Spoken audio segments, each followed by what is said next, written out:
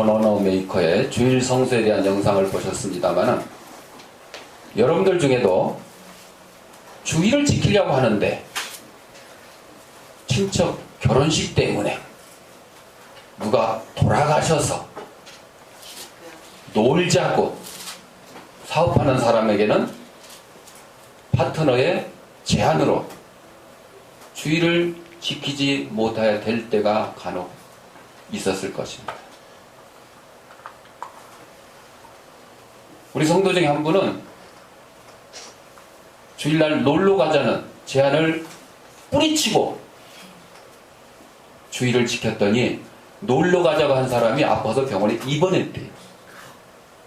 지도 놀러 못 가고 나도 놀러 못 가고 예배만 지키게 되는 거예요. 하나님 앞에 예배만 드리게 되는 거예요. 이게 내 힘이 아니고 오늘 말씀의 제목처럼 성령의 역사입니다. 여러분, 예수 믿는 것 자체가 성령의 역사예요. 왜 예수 믿는 거 내가 그냥 가고 싶어서 교회 가고 예수 믿고 싶어서 믿어지는 것 같아요? 아닙니다. 아무리 예수 믿어라 교회 가자고 해도 안 가는 사람들 이유가 있어요. 성령의 역사하심이 없기 때문입니다. 주일 성수하는 거 이거 성령의 역사가 있어야 되는 것입니다. 오늘 이사야 32장 15절 말씀, 마침내 위에서부터 성령을 우리에게 부어주시리니 광야가 아름다운 밭이 되며 아름다운 밭을 숲으로 여기게 되리라, 이렇게 말씀했습니다. 이 말은 성령을 부어주심으로써 야기되는 복스러운 변화는 먼저 땅에서부터 나타난다는 것입니다. 광야, 곧 곡식이 자랄 수 없는 이 불모의 땅이 아름다운 밭, 경작할 수 있는 땅으로 변한다 그랬어요. 그런데 그곳에서 거둔 소출도, 수확도 나중에 수확될 그 풍성함에 비추어 보면 아무것도 아니다. 세 발의 피다. 그런 얘기인 것입니다. 여러분, 이 이사야서가 쓰여진 곳이 이스라엘 땅입니다. 가나안 땅, 젖과 꿀이 흐르는 가나안 땅이라 그러지만 실제는 광야가 대부분인 곳이었어요. 아주 척박한 곳입니다. 그런데 지금 이스라엘 땅은 어떻게 됐어요? 개간을 하고 스프링클러를 달고 수로를 열어서 그 광야가 아름다운 옥토로 변하게 되었습니다. 이게 하나님의 은혜고 성령의 역사인 것입니다. 주권 재민이라는 말이 있습니다. 권리와 건세는 국민에게 있고 모든 권력은 국민으로부터 나온다는 말입니다.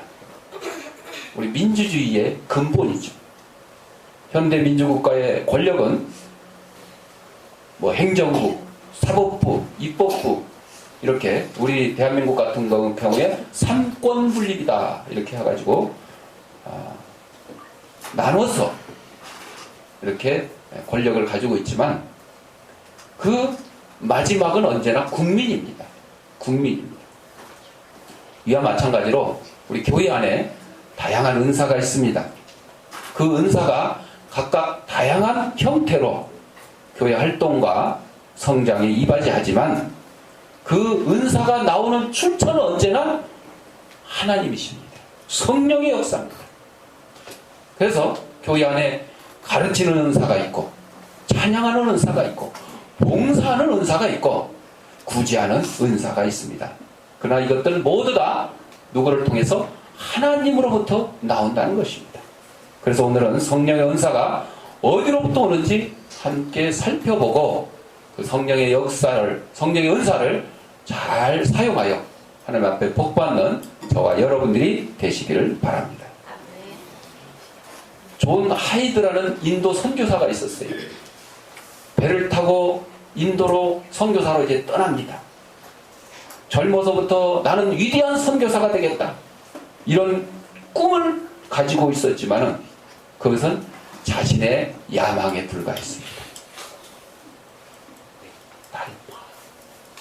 내가 설교하는 시간이야. 옆 사람하고 조용히 해야 돼.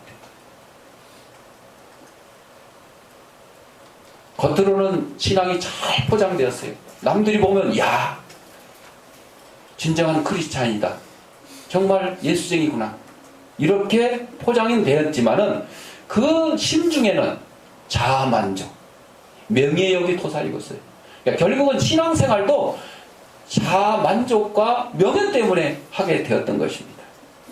이 사실을 깨닫게 된 것이 한 통의 편지 때문인데, 아버지의 친구 되는 목사님이 그에게 보낸 편지에 다음과 같은 짤막한 글이 적혀 있었습니다.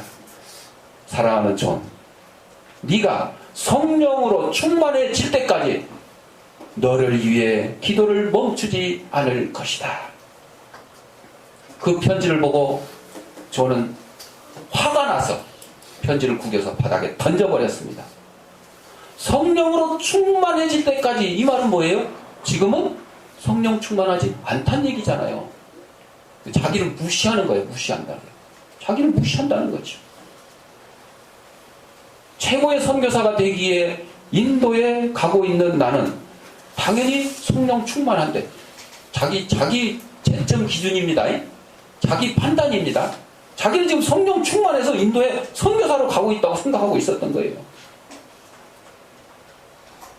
그런데 나에게 성령 충만 받지 못했다는 것은 이건 말이 안 된다. 어처구니 없다. 이렇게 생각을 했습니다. 한동안 화가 나서 어쩔 줄 몰라 했던 저는 다시 생각을 바로잡고 구겨진 편지를 집어들고 읽어보기 시작했습니다. 한 번 읽고 두 번 읽고 자꾸 읽어보니까 자기에게 성령 충만하지 못한 것 같은 얘기를 해준 그 아버지 친구 목사님이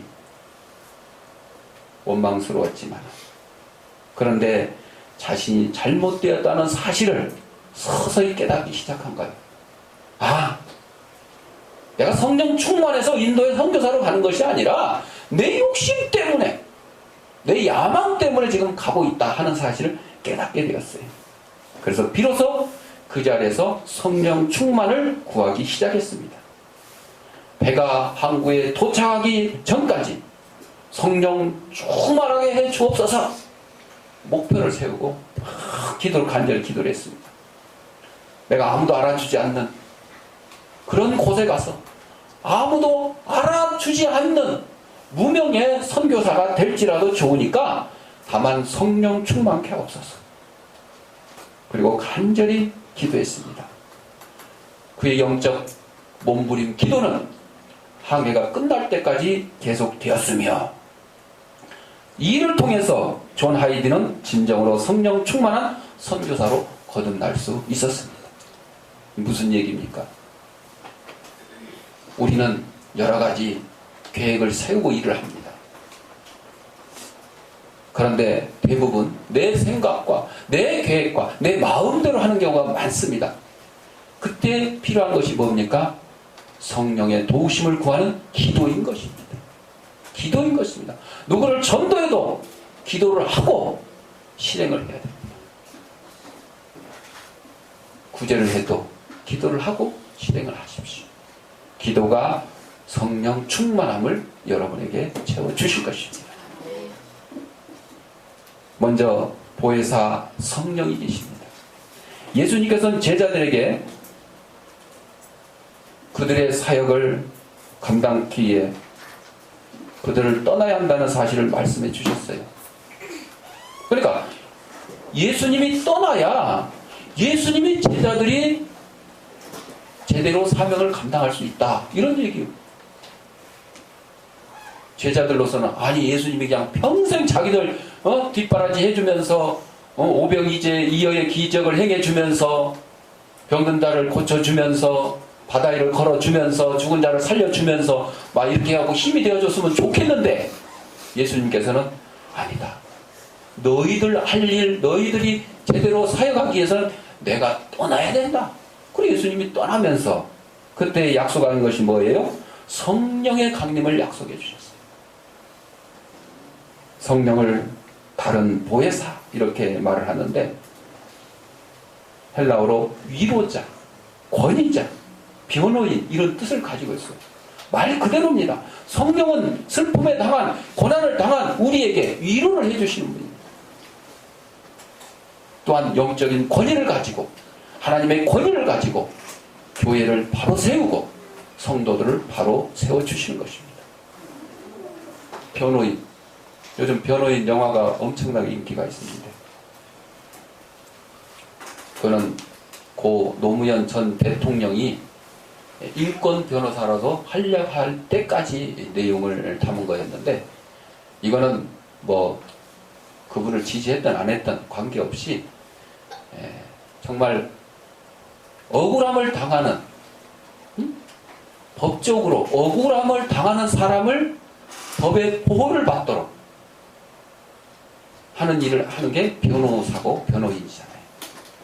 근데 요즘에는 돈 많고 힘센 사람들이 의뢰를 하면 그냥 분명히 우리가 보기에는 상식적으로 죄인데 무죄가 되는 경우도 있고, 돈 없고 힘없는 사람은 변호사를 구하지 못하면 분명히 무죄인데도 유죄가 되는, 그래서 무전유죄, 유전무죄 이런 말이 있었죠.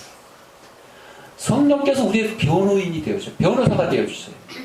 그래서 하나님 앞에 섰을 때에, 심판대 앞에 섰을 때에 성령께서 우리를 위해서, 이 성도는, 이 집사님은, 이 목사님은 그럼에도 불구하고 이러이러한 거 잘한 거 있습니다. 이러이러한 거 잘한 거 있습니다. 기억해 주세요. 기억해 주세요.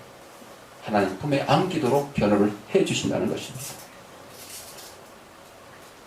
그래서 법정에서 피고를 철두철미하게 변호해 두시, 우리 일상생활에서 우리를 돕는 임마누엘 하나님으로 오셔서 그 돕는 일환으로 우리에게 각자 다양한 은사와 재능을 나누어 주신다는 것을 잘 기억하는 서민욱이 되기를 바라며, 나를 봐라, 뭐 믿음 충만케 하옵소서 기도 제목대로 해야지, 기도 제목은 그렇게 써놓고 행동을 안 하면 어떻게 돼?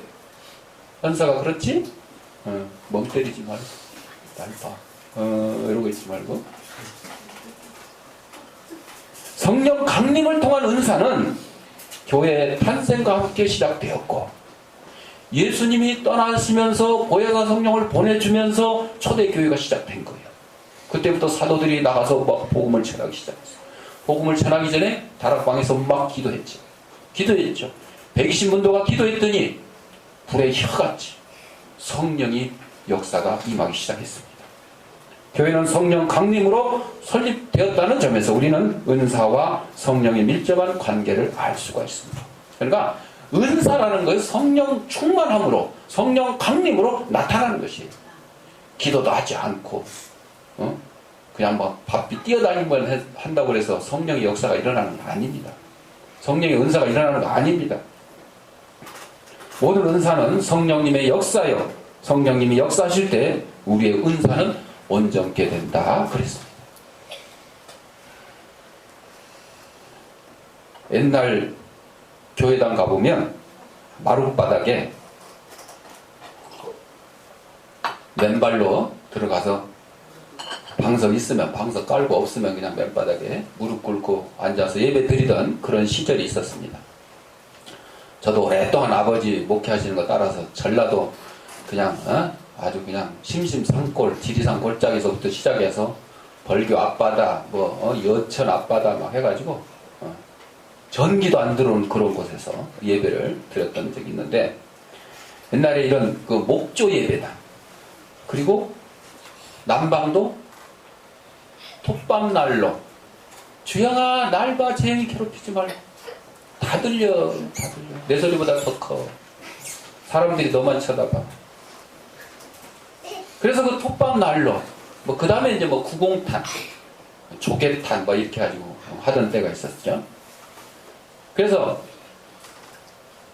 마룻바닥이 막 틈이 막 생기면 가끔 헌금하려고 100원짜리 10원짜리 갖고 왔는데 빠진 경우가 있어. 그래서 가끔 그 마룻바닥 밑을 들어가서 청소를 하다 보면 막 그럴 때가 있었어요. 그 시절에 추운 겨울에. 그러니까 시골에는 한참 바쁠 때는 부흥회를 못하니까 겨울이 딱 좋아. 부흥회 하기야. 왜? 농사일도 다 끝나고 한가할 때거든. 그냥 사랑방에 앉아서 고구마나 깎아 먹고 그런 시절이었거든요. 그래서 이 연초에 신년 부흥회를 합니다. 아주 이 시골에서는 이게 매년 하는 것도 아니야. 몇 년에 한 번 할까 말까해. 요즘은 뭐 부흥회 뭐 자주 안 합니다만은. 그래서 아주 열기 넘치는 그 부흥회였어요. 막 통성기도 합니다. 막 이제 통성기도 하는데 마룻바닥이 시골교회 뭐 한 3, 40명 앉아가지고 막 무릎 꿇고 앞뒤로 또 막 흔들어가면서 막 좌우로 흔들어가면서 막 통성기도를 하니까 마룻바닥이 막 줄렁줄렁 그랬더니 톱밥 난로도 같이 줄렁줄렁 하다가 홀딱 넘어가버렸어요. 불이 나버렸어요. 그러니까 옆에서 난로를 지키기도 사찰 집사님이 불이야! 그러니까 막 통성기도 하던 성도들은 이 불이야 소리에 성령이 불이 임했구나 하고 생각하고 막 더 열심히 막 통성기도를 막 하는 거예요. 또 다른 집사님도 그거 봤어요. 그랬더니 다른 집사님도 불이야! 그러니까 통성기도 하는 성도들은 정말로 이거 한 번도 아니고 또 성령이 불처럼 미안하구나 막 통성기도를 하고 있는 거예요. 안 되니까 가서 막 슬겹해서 깨워갖고 이렇게 세웠어요. 진짜 불났어. 성령 불이 아니고 진짜 불났어. 막 그렇게 이렇게 세워가지고 다 밖으로 피신을 해서 무사했다는 그런 얘기가 있습니다.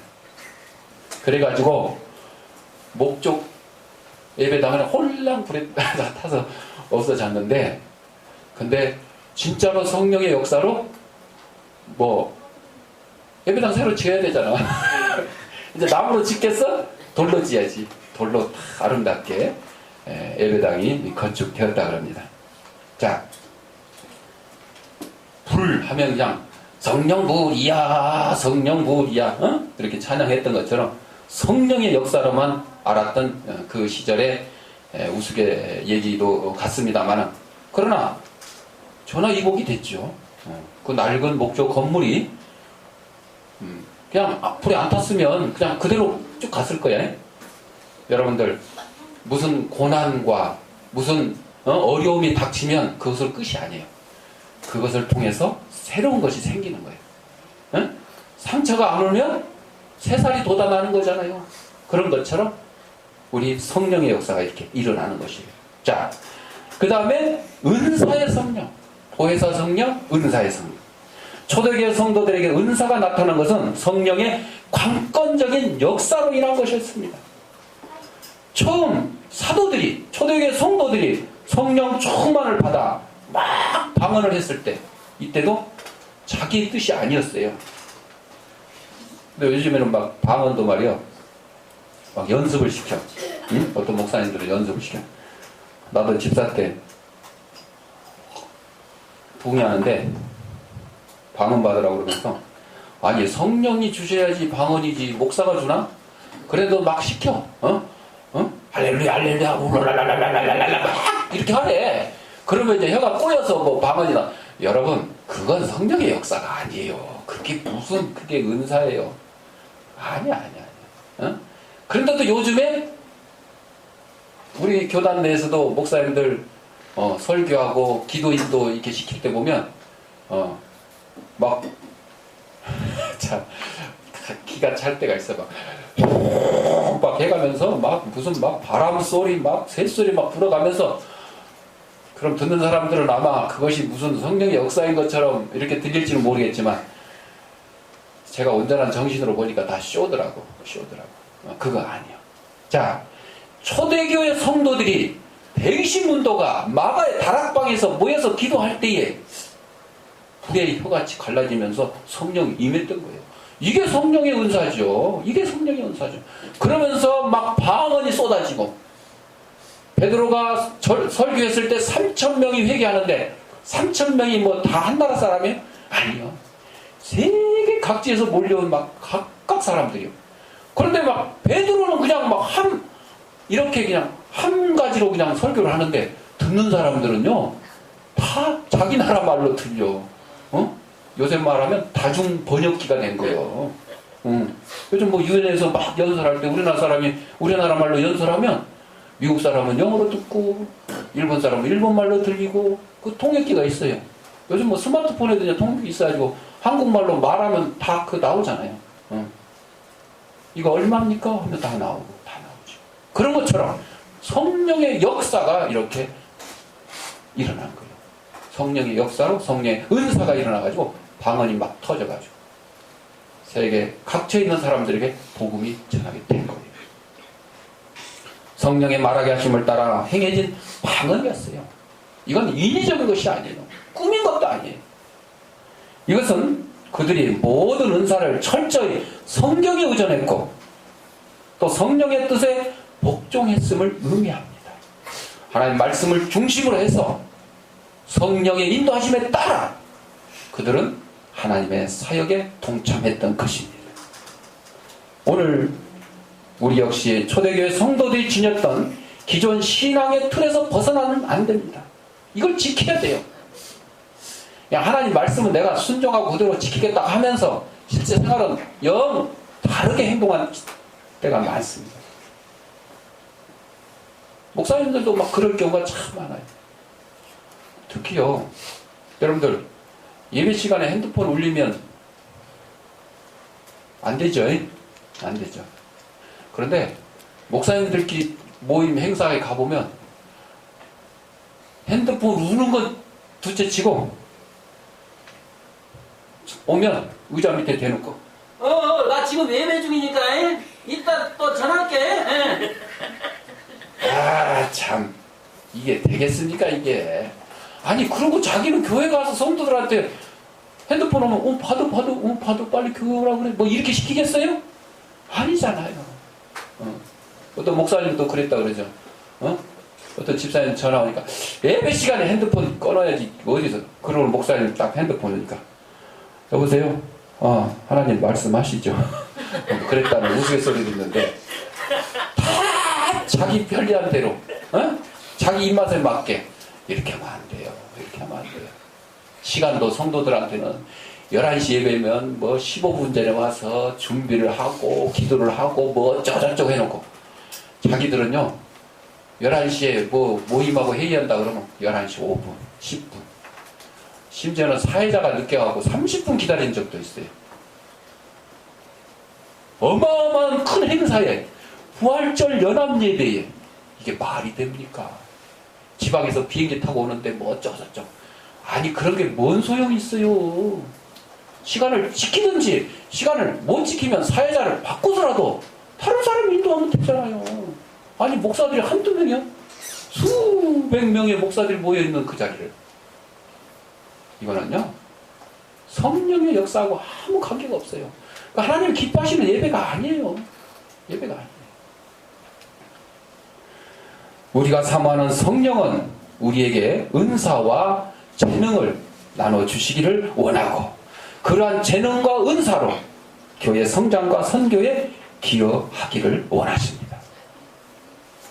하나님이 성령의 역사를 우리에게 각종 은사를 주셨는데 병 고치는 은사, 치유의 은사를 주셨는데 어떤 사람들은 그걸 이용해서 자기의 돈벌이로 삼는 경우가 있어요.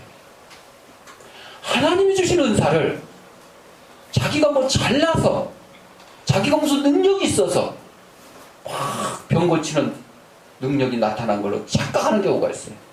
지가 목에 힘주고 다녀 지가. 여러분 분명히 그러지 말라고 했잖아요. 여러분 저나 여러분들 누구든지 아픈 사람 있으면 아픈데 손 대고 기도하면 돼요.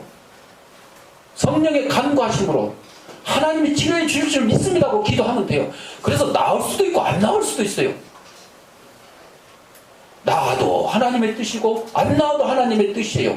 근데 나았다고 목에다 힘주고 다니고 안 나았다고 얼굴 뻘개져갖고 고개 숙이고 다니고 이럴 필요가 없어요. 역사는 하나님이 하시기 때문에 우리는 도구로만 쓰임받는 거예요. 도구로만. 우리 은사가 언제나 성령 의존적이 되기를 원하고 그 뜻에 복종하기를 원합니다. 하나님의 능력으로 나타나야 이게 성령의 은사죠.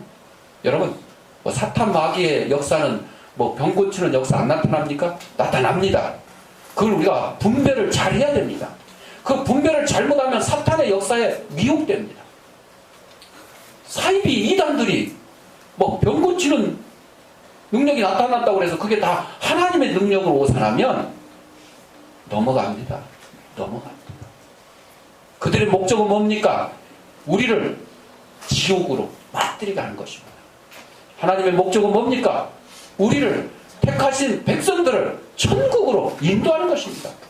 단 한 사람의 영혼이라도 더 천국으로 이끌려고 하는 하나님과 그를 대적하여 지옥으로 이끌려고 하는 사탄의 계략이 맞서고 있는 것입니다. 그걸 우리는 분별해야 돼요. 분별해야 돼요. 은사는 신기하고 신통스러운 것이지만 그 출처가 철저히 하나님이시고 하나님이 보내신 성령이라는 사실을 기억을 해야 됩니다.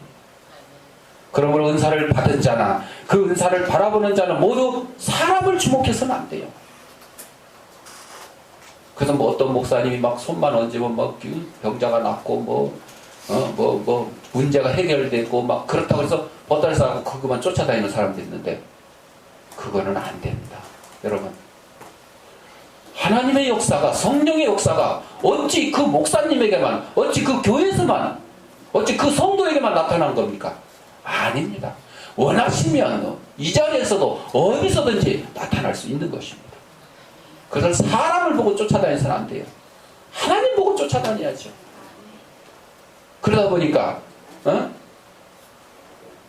교회를 출석할 때도 큰 교회, 뭐 유명한 목사님 있는 교회, 막 TV에 자주 잘 나오는 목사님 있는 교회, 이런데 아주 보따리 싸고 수시로 찾아다니는 성도들이 있어요. 그래서 이번 주에는 어느 목사님이 유명하다고 그래도 보따리 싸고 또 가요. 그 목사님 어느 기도원에 가서 집회한다고 또 거기 쫓아가. 안 되는 겁니다. 반대로 우리 목사님은 나한테 상처 주는 설교를 했어. 지난주 설교할 때 보니까 나더라고 하는 소리야. 그래갖고는 그 다음부터 삐져갖고 이제 교회도 안 나가. 그런 성도도 있어요. 그래서도 안 돼요. 응? 아무개 집사가 말이야 나를 우습게 여기고 있어. 돈 빌려달라는데 안 빌려주고 말이야. 응? 그래가지고 또 상처 났다고 그러고 또 교회 안 나오고 다른 데로 가고 이런 사람도 있어요.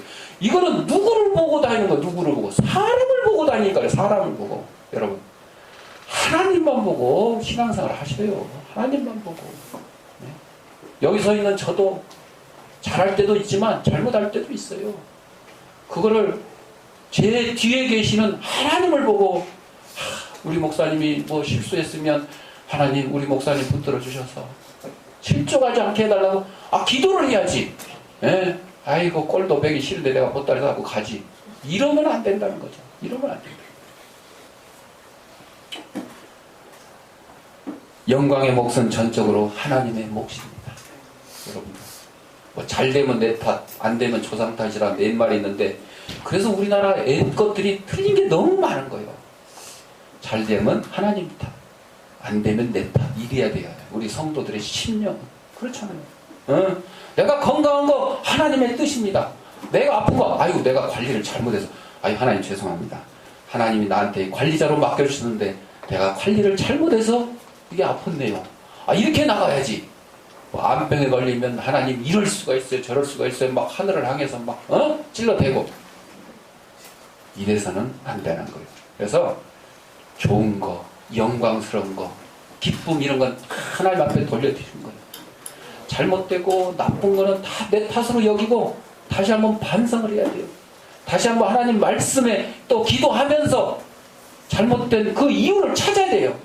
원인을 찾아야 돼요. 그래서 처방을 받아야 될 거 아닙니까? 이런 점에서 나면서 안진뱅이 된 자를 고친 후 베드로가 이스라엘 백성들에게 던진 질문은 우리에게 좋은 기감이 되고 있습니다. 사도행전 3장 12절에 보니까 이스라엘 사람들아 이 일을 위해 귀히 여기느냐. 안진뱅이 일어난 게 희한한 일이에게 대단한 일이요. 기적이잖아요. 그런데도 베드로는 그들에게 귀히 여기지 말라고 얘기합니다.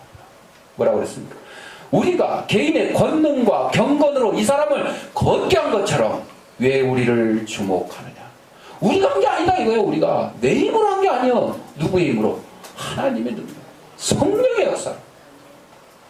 이 말이 맞지 않습니까?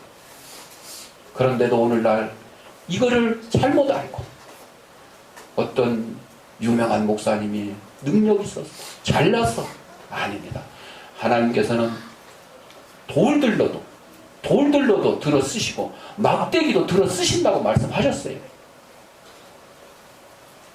사랑하는 성도 여러분, 성령의 역사는 우리 인위적으로 나타나는 것이 아닙니다. 말씀 묵상하면서 기도하는 가운데 하나님이 우리에게 주시고자 하는 것이 바로 은혜인 것입니다. 은사인 것입니다. 이 받은 각양의 은사와 은혜를 또한 하나님의 귀한 사역을 위해서 사용하고 필요한 이웃들과 나눌 수 있는 저와 여러분들이 되시기를 바랍니다. 기도하겠습니다.